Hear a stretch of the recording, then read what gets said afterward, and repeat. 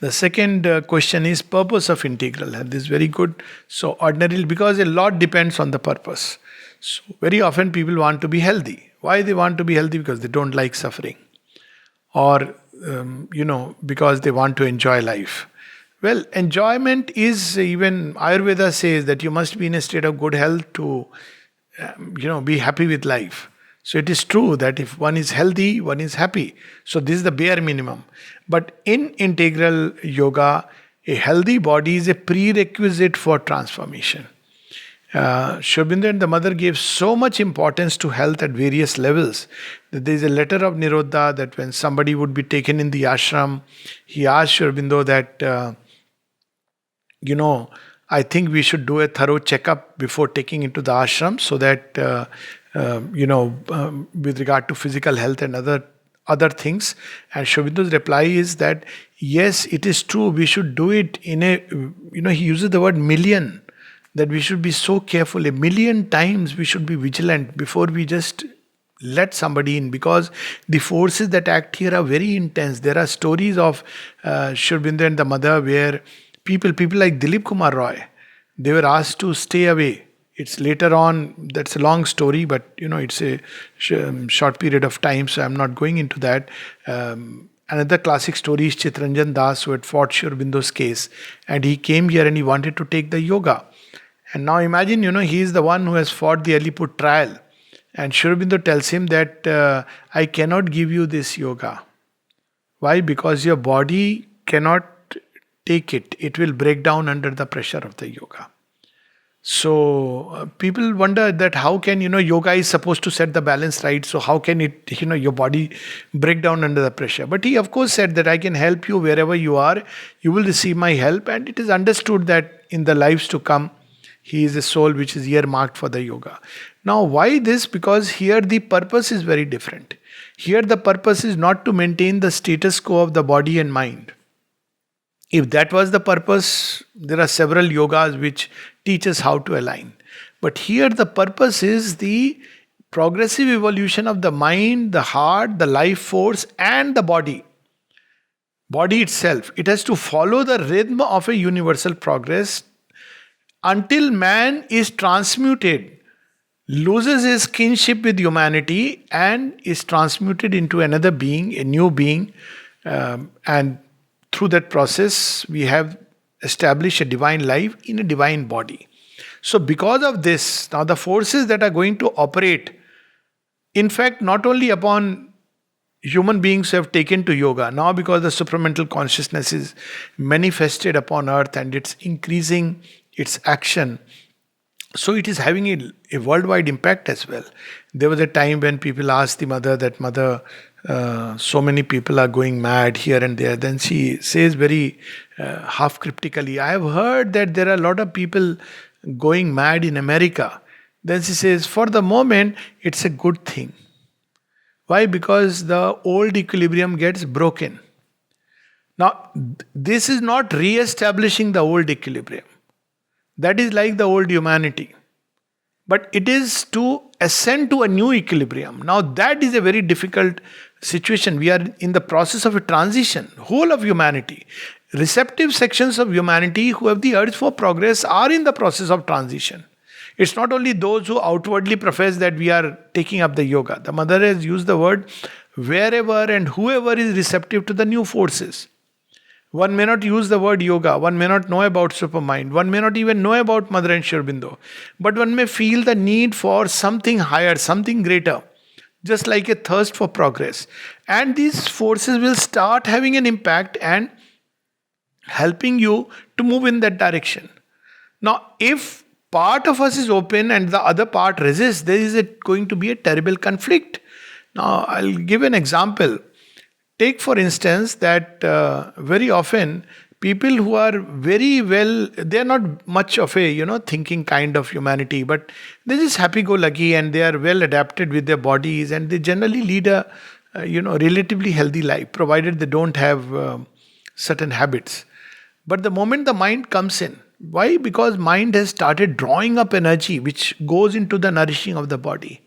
Now it has started drawing that energy upward into mental thought, into many kinds of mental creativity. So now that same energy which was feeding the body and maintaining a good health and equilibrium starts feeding the mind. On top of it, now mind wants to also rule upon the body. So now mind starts dictating what you should do and what you should not do. And the mind doesn't have a means of knowledge. So what happens? The body starts getting confused. There was a very good equilibrium between the body and the vital that gets disturbed as the mind gets active. Take a simple example. Mother uses this, in fact, anecdote. She says when she had come, they saw that how villagers in India, they take bath in a pool, and the cattle are also taking a bath there, and the water is very dirty, and they would drink the same water. And she said, and they would remain fine. And then she said, but if somebody told them that this water, if you drink, you can get cholera, and she gives example of places, then, well, they would die, all of them would die, because it's not just one person having cholera. Oh my God, all of us will get cholera, and all of them, succumb to the illness. So there is a kind of harmony which we find in the simplicity of life.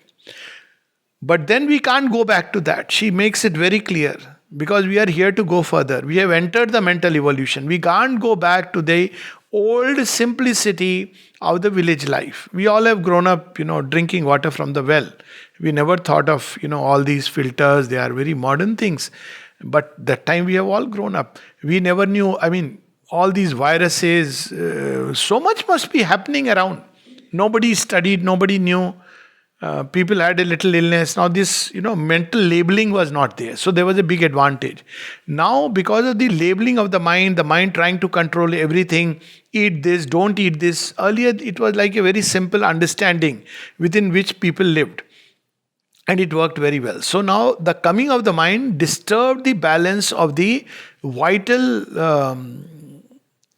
humanity and of course the animal life. So we see new kinds of diseases came up. Now we have textbooks of diseases. Earlier there were few doctors, few hospitals, few diseases. So now we have a whole textbook of diseases, and they are multiplying incidentally with more and more research, more and more manipulation, because that's how the mind operates. So it's not that we can go back to that. Now we have to go beyond the mind. So when we go beyond the mind, then again a new element is introduced into the system. It's like two people are living in a room and they're very happy. They have tried and adjusted to each other. Then a third one comes. Who is the third person? The baby. Now when the baby comes in a house, if I ask a question, who really controls the house? Isn't it? So baby is a baby. So who controls the house? Still the baby controls the house. Why? Because the baby has come, everything begins to start getting rescheduled, reorganized. The old routine changes. And when the baby grows up, who controls the house? Baby. Because by then you are getting old. So the spiritual element is like a baby. The moment it enters, things start getting organized around it. See, people who don't turn to spiritual life, they have one set of conflicts which are mostly about outer life. So what are the conflicts? Somebody who has not taken to spiritual life. The conflicts are whether I should take up this job or that job. Will it give me more money or less money? These are the conflicts. Whether I should have this neighbor or that neighbor. Whether I should marry this person or that person. Is based on purely outer things. But the moment you take to spiritual life, a new field of conflict opens. I am doing this action. Is it the right thing to do? Is it the good thing to do? Is it going to help me? Now doesn't stay with right and wrong. Even an evolved humanity thinks of right and wrong. Now it comes to its impact upon my spiritual life. Things which were considered as normal, they become a problem because you are trying to ascend. So you have to transcend these things. So the moment a spiritual element comes, the whole life begins to get reorganized. So the old balance is disturbed. And a new balance is yet to come. There is a time when the mental control is taken away. This letter of Sri Aurobindo, he describes it very interestingly. And normally we live a life according to mental controls. That we have a framework within which we operate. Now there comes a time when this mental control is taken away, but the full psychic and spiritual control has not yet emerged. So there are various kinds of disequilibrium during that period. So this is one part. But when the spiritual element grows, like when the baby grows, then it will start controlling. So you see, it is like this. When the baby is small, it controls the household by default. But when the baby is bigger, he controls the household in a different way. So when the baby is small, it's helpless, weak, it cannot do anything. Parents are doing everything, nurturing the baby, and the baby, is at their mercy. Yet the baby is indirectly controlling. But when the baby is grown up, when parents can't pay a bill based on, Paytm or anything, they look at you, please, can you do it? And he says, it is as simple as that. So the same thing happens with the spiritual evolution. So because we have entered into the spiritual and psychic evolution, we have to understand that we are being exposed to new kinds of forces, as a result of which even resistances which were held within are coming up, because there is the mental shield is broken, as it were, and hence new kinds of possibilities, but new kinds of difficulties are going to emerge in man's individual as well as in his collective life, and we have to go through that challenge.